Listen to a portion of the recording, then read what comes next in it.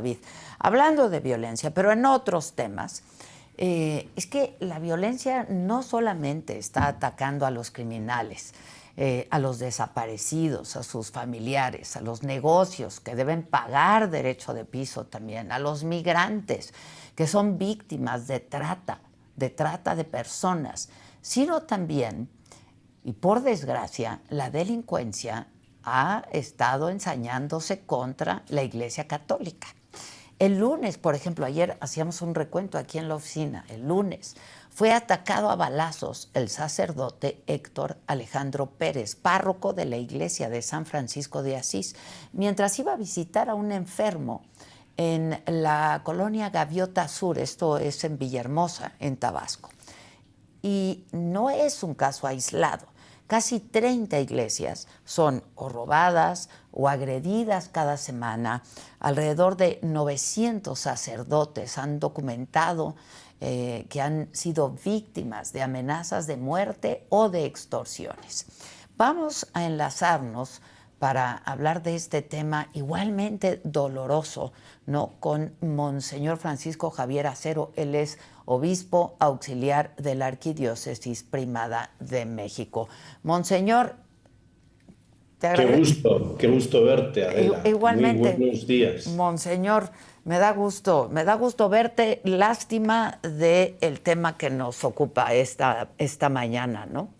Exactamente, pues es un tema bastante de dolor y triste, pero como iglesia no tenemos que perder la esperanza, ¿no? Y es un tema en donde la gente que está haciendo bien, tantos sacerdotes en diferentes lugares del país que están entregados al pueblo de Dios y que están en medio del pueblo de Dios que sufre la violencia, el narcotráfico, pues están arriesgando su vida. Y esto para mí es la noticia, ¿no?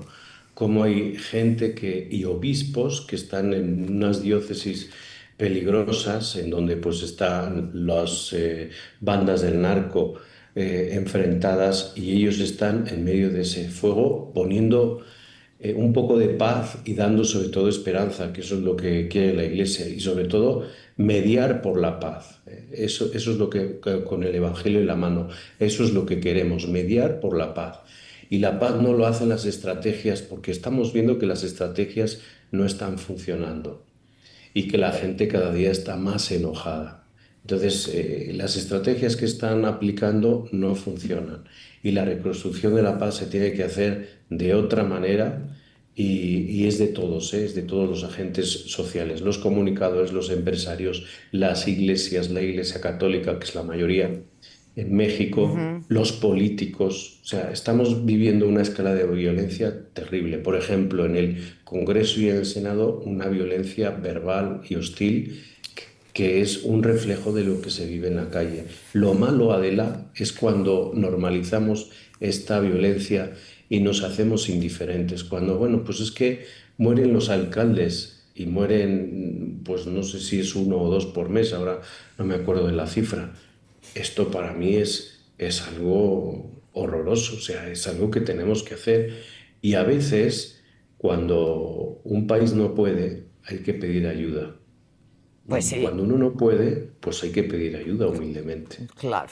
Oye, Monseñor, hace algunas semanas, luego del atentado a estos dos colaboradores, porque hablabas de crímenes políticos y la violencia política, sin duda, luego de este doble crimen a dos cercanísimos colaboradores a la jefa de gobierno, tú hiciste un llamado, y si me permites voy a leerlo textual, abro comillas, dice: para que dejen de matar. Me pondré y nos pondremos los obispos de rodillas, pero desde aquí les decimos basta ya. Dejen de matar, dejen a la población en paz. Cierro comillas. Cosa que no ha ocurrido, Monseñor. Pues sí, ya no sé, pues cómo que nos escuche. A ver, matar es un delito y es un pecado. Corrupción es un delito y un pecado. Y pues tenemos que ver que esto así no funciona. Y nosotros lo que queremos es misericordia. La justicia y la paz se besan, dice un salmo bien bonito. Entonces, lo que queremos es eso, ¿no? Queremos lograr la paz. Empecemos primero porque todos los desaparecidos estén enterrados. Mientras solo haya uno, con que haya uno desaparecido que no esté enterrado individualmente en el cementerio con la creencia correspondiente, no habrá paz. Y por supuesto, a los que cometen estos delitos y estos pecados hay que decirles que no vamos a dialogar. Nosotros vamos a mediar por la paz, pero el diálogo no. No nos podemos sentar con aquel que tiene sangre en sus manos. ¿Cuál es la diferencia entre dialogar y mediar, Cuando monseñor? yo en medio yo voy con un programa y estoy diciendo, mira, deja de matar y empieza a reconocer que lo que has hecho, empieza a arrepentirte. Voy con un programa, ¿no? Y no es que cuando yo dialogo, estoy dialogando contigo, bueno, pues estoy aceptando lo que tú me estás diciendo y estoy aceptando lo que tú estás trabajando, ¿no? Este gran programa y esta gran audiencia que tienes. Cuando yo medio, yo voy, es que no, yo voy con esto, con este programa y con esta estrategia. No, no, es que, no, no, esto es punto. Esto es mediar. Y yo medio, la iglesia siempre va a mediar por el pueblo de Dios. ¿Sí? Va a mediar por el pueblo de Dios y va a mediar con el Evangelio en la mano. No, no es ustedes dejen de matar o miren a otro lado y váyanse. No, no. Lo que se está haciendo es pecado, es corrupción, está el país dividido. Si ya está polarizado ideológicamente, lo que no podemos es sembrar miedo y el miedo bloquea. O sea, para mí es un ejemplo vital, son las familias buscadoras, sobre todo las mamás, que por amor van con un pico y una pala y van cavando en fosas clandestinas, en campos, que a propósito, el día que mataron a estos dos que decías, Adela, a estos dos funcionarios públicos, ellas estaban bloqueando Tlalpan porque no les dejaban hacer una búsqueda en el Ajusco, donde se sabe que hay lugares donde han enterrado a gente, ¿no? ¿Y cómo se quiere ocultar esto? No podemos. O sea, es una llamada a la transparencia, al diálogo. Ha habido un diálogo con el gobierno y con los colectivos de búsqueda, pero pues yo creo que la raíz del problema no son las leyes, sino las personas. Ahora, Sí, cuando ustedes dialogan con el gobierno como Iglesia Católica, como institución, eh, ¿cómo, ¿cómo son estos diálogos, monseñor? ¿Son así de contundentes, como ahora me estás hablando? sí, o sea, por supuesto que sí.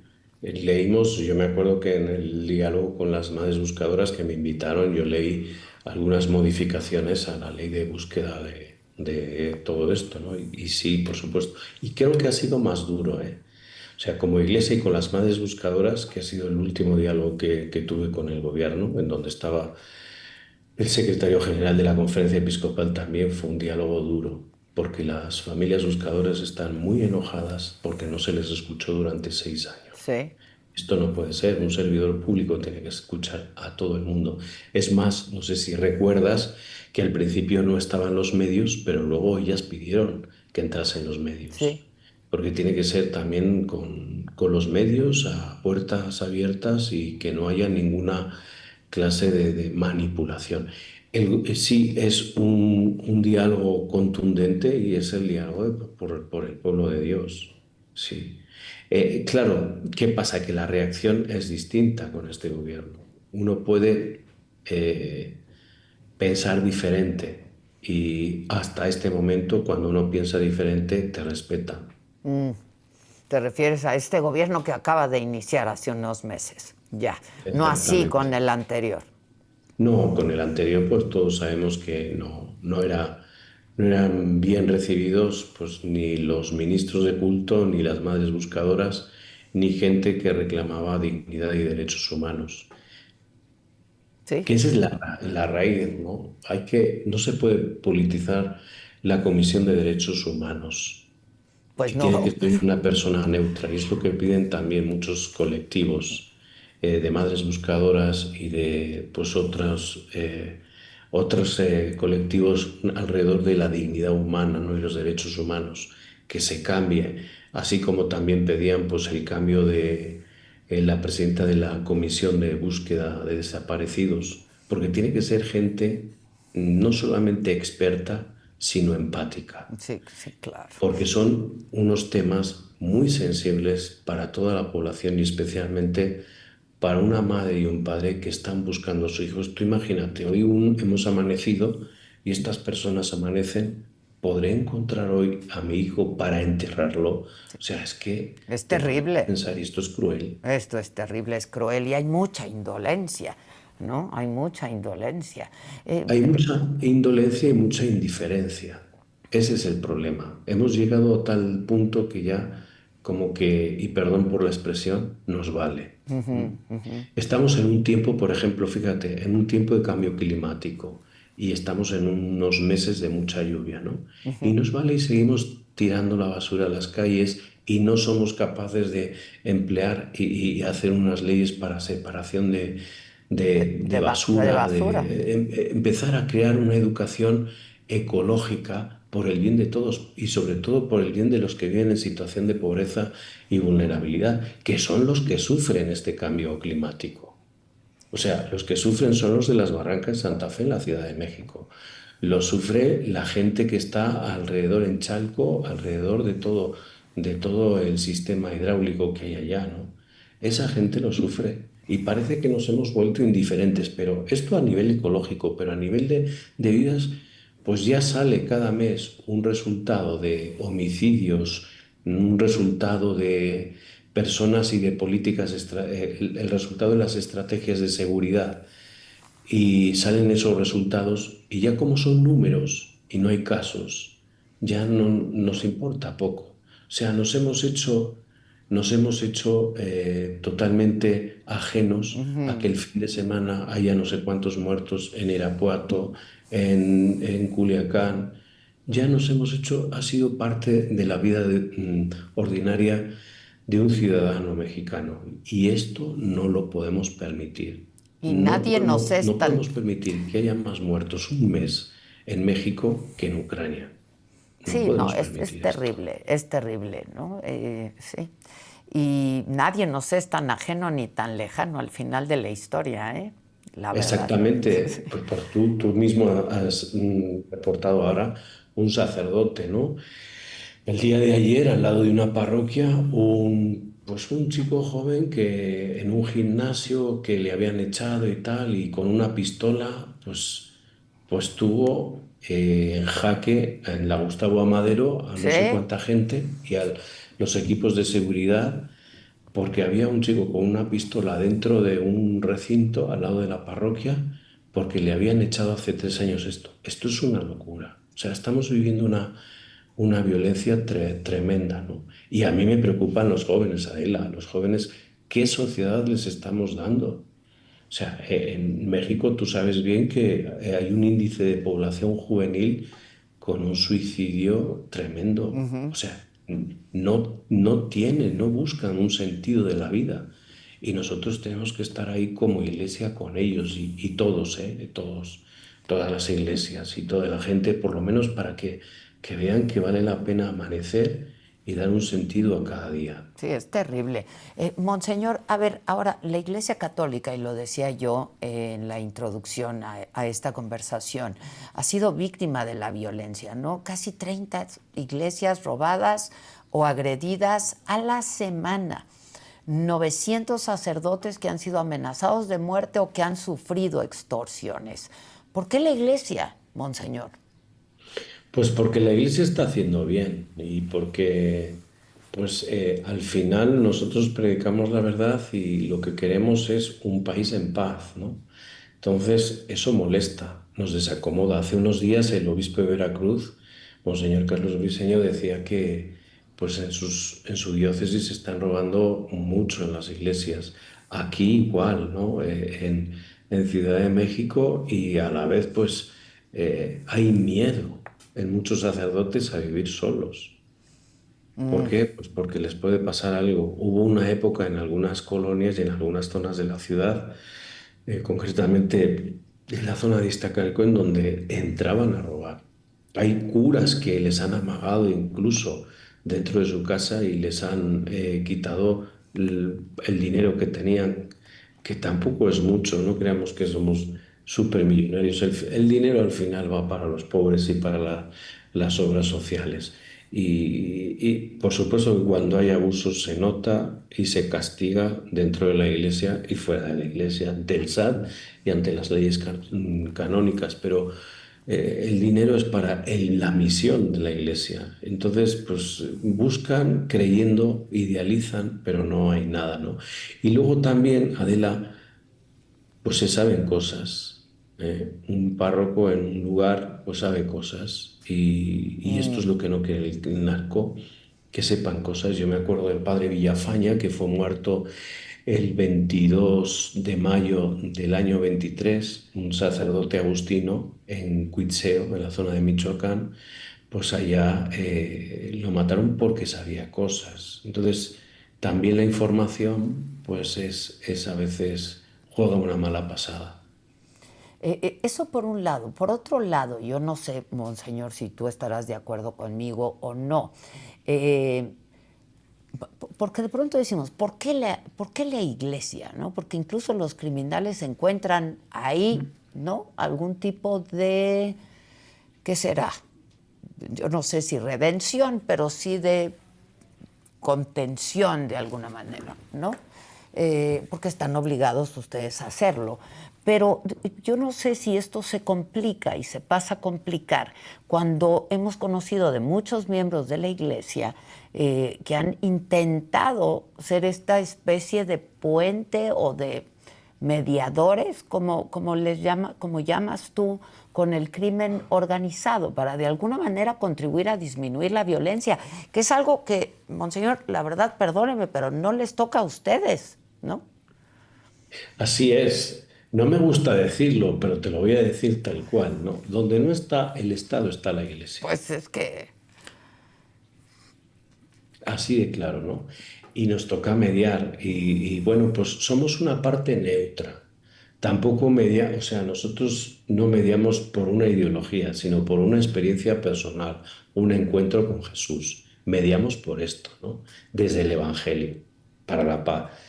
Y esto es un aviso, Adela, que se hizo desde el año 2000. Yo me acuerdo un documento que salió de los obispos en donde pues estaba ahí don Carlos Allarretes, entonces era obispo de Texcoco, hoy es el cardenal arzobispo primado de México, y era un documento que me encanta el título, Del encuentro con Jesucristo a la solidaridad con todos. El año 2000 se estaba diciendo que había que tener cuidado con nuestro país porque se estaba narcotraficando.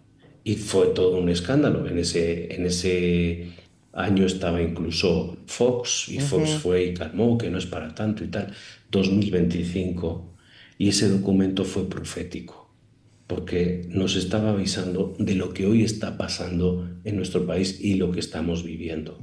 Y en cuanto a lo que dices, en cuanto a las personas que matan, estas personas que están en delitos graves, pues lo que ocurre es que pues viven una religión un poco superficial, ¿no? O sea, voy donde el Padre, me confieso, Ujú. pido perdón y ya como que es una curación de muy superficial, Expié pero mis no culpas, realmente ¿no? por dentro. Como si expiaran sus culpas de esa manera, ¿no? Exactamente.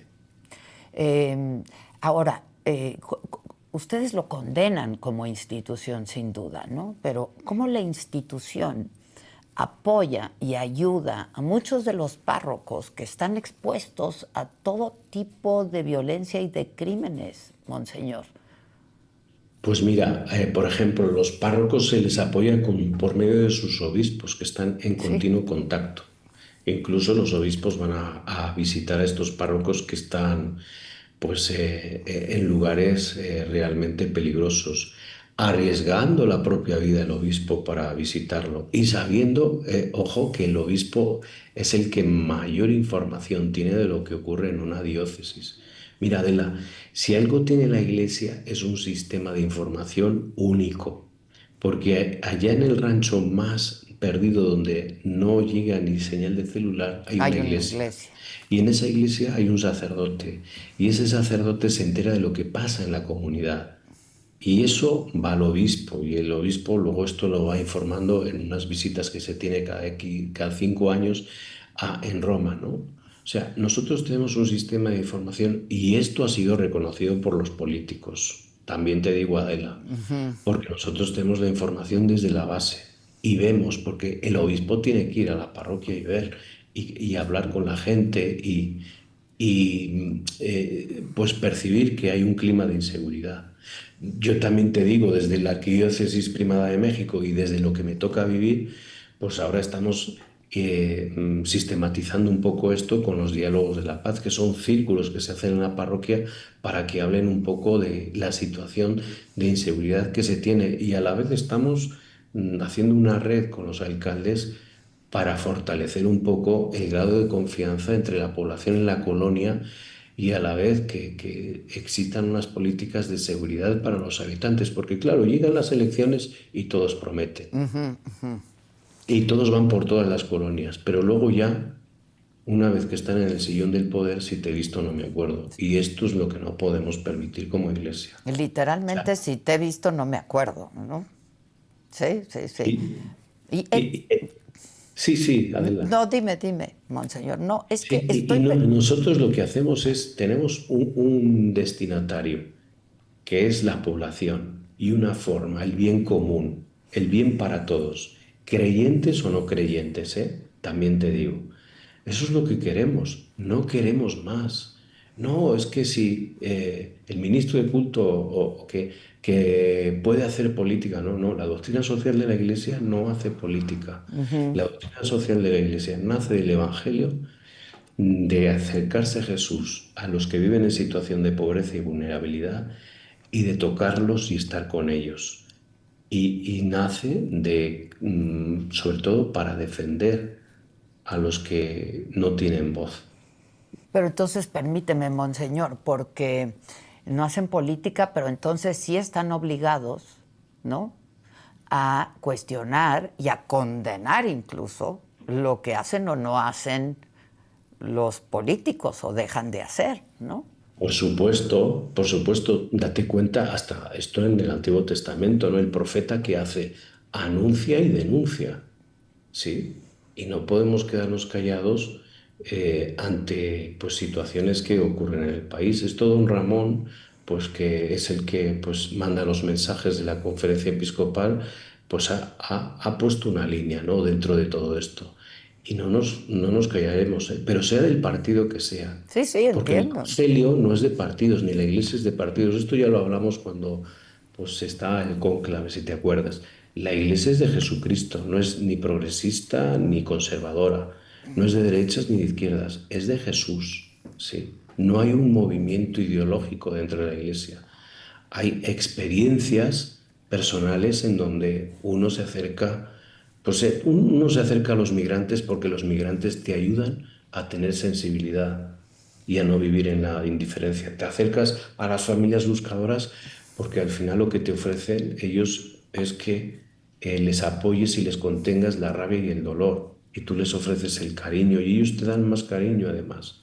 O sea, fíjate, también se puede, vamos a decirlo así, que se convierte en una magia relacional, en donde uno cree que va a dar y al final recibes mucho más. Sí, es cierto. Eso es la doctrina social de la Iglesia y eso es defender, es promover la fraternidad, ¿sí? Lo que es la amistad social que hablaba Aristóteles. Fíjate desde Aristóteles, ¿eh? Sí. Monseñor, sí, ahora que mencionas esto de estos comunicados que luego sacan, ¿no?, el episcopado, ¿cómo ha sido la reacción del gobierno y cómo ha sido el trato a ustedes o estos diálogos o Yo sí te puedo posibles decir que la relación acuerdos, con el ¿no? gobierno es buena y de diálogo. Y no se trata de provocar, ir en contra, no, sino se trata de buscar Sí, unas pero vías luego no les comunes gusta para que... hacer frente a algo común, que es, pues, como te digo, el bien de la población, creyente o no creyente. O sea, con este gobierno, que lleva poco tiempo, sí hay un tono de diálogo con la Secretaría de Gobernación y con todas las oficinas que hay alrededor de la Secretaría de Gobernación. Sí, sí, entiendo perfectamente lo que dices. Sí hay un cambio no solamente de estrategia en materia de seguridad en esta administración, pero quizá de lo demás, pero luego no les gusta que uno que uno hable y condene y cuestione, ¿no? Y le eche luz a estos problemas que se están viviendo, monseñor. Es que sí, estamos viviendo en una época de polarización en donde pues existe un narcisismo institucional y también una autorreferencialidad personal que no es buena para nadie, ni en la iglesia, también como institución. Entonces es como no opinas como yo, ya estás fuera de la lista. No, no, espérate. El otro día celebramos una fiesta muy grande en la Iglesia Católica, San Pedro y San Pablo, ¿sabes? Y son dos tipos geniales, dos santos geniales, pero diferentes como uno y Ujú, otro. Uno pescador y el otro doctor de la ley. ujú. Uno más aferrado hacia Jerusalén y el otro más, con una mentalidad más abierta hacia los paganos, ¿no? Y esto es lo que hace rica a una iglesia, pero también este es el ejemplo para un país en donde a lo mejor no todos están de acuerdo con la ley, por ejemplo, última de telecomunicaciones. Y bueno, pues en la bancada de Morena puede haber diversos votos, ¿sí? En los partidos no tiene que solamente haber una fila única, ¿no? Una ¿De ideología qué país única, me estás sino, hablando, monseñor? perdón, ¿Que de qué país me estás hablando? ¿O de qué ¿verdad? No sé qué legisladores me país. estás hablando? Pues digo, no, Es que sí, o sea, nos está afectando mucho esto de la polarización sí. a todos, incluso a los medios. Y desgraciadamente con estas últimas leyes, pues uno dice, ¿dónde está la libertad de expresión y dónde está la libertad religiosa? Que es algo Ujú. que también tenemos que ir hablando. ¿Cuál es tu opinión al respecto de esta ley reciente? Pues mira, no se ha hablado con todos los actores, sí, de telecomunicación. ¿A ti como comunicadora, Adela, te han preguntado? No, por supuesto que no. Quizá me Pues escuchen a alguien por ahí, pero por supuesto que no. pero yo creo que a los grandes comunicadores del país habría que hacer una mesa de diálogo, ¿no? O sea, ya no digo someterlo a una votación, pero sí, si el pueblo es el que manda, según la lógica, que se pregunte a los grandes comunicadores, que se hagan mesas de debate. Pero esto de las leyes fast track que la están haciendo, que están haciendo, y además en periodos extraordinarios y en horas, pues luego, claro, hay que corregir, hay que hacer misceláneas y no sé cuántas cosas más porque no se hizo bien desde el principio. Ujú, ujú. Pues esa ha sido la tónica también de los meses recientes. Voy a compartir contigo un mensaje que me llegó que seguramente te va a interesar, monseñor, porque dice, aquí en Puebla, dice Daniel Flores, el arzobispo dejó sin seguridad social y sin asistencia a los sacerdotes enfermos y ancianos. ¿Esto es posible? No, no creo. Habría que informarse a David. Yo le invito a que vaya al arzobispado y que dialogue con el arzobispo. No, uno de los deberes y obligaciones del obispo es velar por todos los sacerdotes.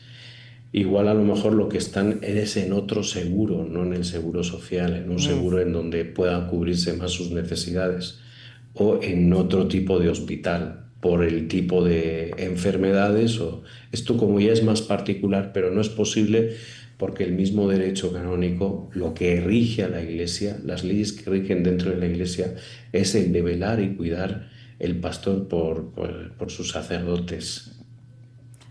Bueno, ese es el deber ser, monseñor, pero luego ocurren cosas, ¿no? Pueden ocurrir cosas, pero yo creo que en este tiempo no. Y se me hace raro. Ya. Habrá otras cosas, pero se me hace raro. Monseñor, hablabas de Roma y yo creo que nos llamó particularmente la atención cómo el Papa León XIV inició su papado con un llamado a la paz, ¿no? Más allá de las guerras, que fue muy elocuente, no solo por la geopolítica global, pero pues también para lo que vivimos en México. Es de tal violencia y de tal criminalidad que, como decías, parece que vivimos en un país en guerra, ¿no? Pues sí, fueron las primeras palabras, la paz esté con ustedes. Y fíjate que nuestro querido León XIV, nuestro Papa, él ha sufrido también pues, sus guerrillas cuando estaba en Perú. Estuvo en Trujillo, bueno, ahora ya últimamente estuvo como obispo de Chiclayo, en un Perú que pues ha tenido muchos cambios de presidente, los presidentes han estado en la cárcel y también ha habido guerrillas allá, ¿no? Entonces conoce bien esto y conoce también la realidad de México porque él cuando fue superior general visitó la mayor parte de las comunidades del país de los agustinos. Por ejemplo, lugares mágicos como Malinalco, Chalma o la Ciudad de México o Aguascalientes o no digamos Morelia, Michoacán, o sea, comunidades en donde estaban los agustinos y él era general. Y estamos hablando del 2008, 2010, cuando era pues en ese momento general y visitó en esos años México. Entonces estamos hablando de un México que ya empezaba también a vislumbrarse todo este tema de violencia, ¿no? No tan exagerado como ahora. Y bueno, pues el deseo de paz es sí geopolítico, a la vez mundial, pero para nosotros es como dar en la diana, porque tenemos que tener paz, ¿no? Y la paz, Adela, yo digo que siempre empieza en el corazón de cada uno, ¿no? Porque la violencia no solamente son grandes grupos, somos cada uno de nosotros. O sea, creo que tenemos que buscar más paz en nuestra familia, en el corazón, en nuestras relaciones, que sean unas relaciones que nos hagan crecer y que nos den más paz. Y de ahí se va extendiendo. No, no solamente es la estrategia, sino la estrategia política o de seguridad, sino también tiene que llegar una estrategia a la base de cada persona. Porque yo después de la pandemia veo a más gente, no sé si tú lo has percibido, gente más enojada. Y la vida no es para enojarse. Pues no, Hombre, podrás pero tener un pues la mal burra día no o era podrás tener arisca a lo mejor también, monseñor. una mala racha, una comunicación poco certera con otros amigos o con otros compañeros de trabajo, pero no es todos los días. Y creo que tenemos la capacidad suficiente el ser humano para solucionarlo. Lo que no podemos es vivir en esta guerra interna porque eso al final va también extendiéndose. Y el deseo de paz es este, ¿no? El del Papa León XIV. La Me paz empieza en el corazón. entiendo lo que dices, monseñor, pero la racha ya duró bastante, ¿no? Y hay Sí, gente muy, muy pero dolorida, muy asustada y muy enojada también, ¿no? totalmente y se vale. Y fíjate que ahora me viene el mensaje del Papa Francisco en Morelia, en el estadio, a religiosos, sacerdotes, seminaristas, que nos decía, no nos resignemos. Fíjate, el 2016, febrero, no Ujú. nos resignemos, porque llega un momento en que uno se puede desanimar y decir, "Jo, otra vez y tal, y han matado a este, y aquel está desaparecido, y los migrantes que están vagando por todo el país porque no pueden subir y están en Estados Unidos, y como no podemos ser profetas de angustias, tenemos que ser, yo creo, prisioneros de la esperanza, y Sí, eso es a lo que estamos llamados. sí. Eh, pues, monseñor, muchas gracias. Véngase, un día siempre es muy interesante hablar contigo, siempre. Te hablé de tú porque la vez pasada me Sí. dijiste que te hable de tú, pero lo hago con enorme respeto, ¿no? Sí, Eh, y con todo gusto yo porque iré además y ya no además te tengo debo un agua libro. bendita, ¿eh? Yo te debo un libro, Ya no Autobiografía del tengo agua Silencio de bendita. Pablo Dors. Y eso No, me preocupa. muy bien. Te mando un abrazo, Oye, monseñor. igualmente un abrazo a ti, a Muchas tu gracias. equipo y a los que nos ven. Bendiciones y paz para los cercanos y para los alejados. ¿Verdad que incluso por televisión vale la bendición? Por supuesto, Claro, claro. bendecir es decir bien, ¿cómo Exacto. no? Ya nos llegó. Y te felicito de verdad por tu claridad y tu contundencia a la hora de decir las cosas. Yo creo que hay que decirlas así, como son. Gracias, muchas gracias. Gracias, monseñor. Chao, buen Gracias. día. Pues así están las cosas en este México nuestro. Oigan, vamos a hablar. Son temas internacionales, pero tienen que ver con nosotros, ¿no? Esta situación que vive América del Norte, principalmente a causa de lo que está ocurriendo en Estados Unidos. Primero que nada, en el Senado estadounidense se aprobó la reforma fiscal de Donald Trump, bautizada como One Beautiful Bill. En español, una ley o un proyecto grande y hermoso. Y la votación estuvo apretadísima, habían quedado 50-50, y entonces se tuvo que considerar el voto del vicepresidente de J.D. Vance para desempatar.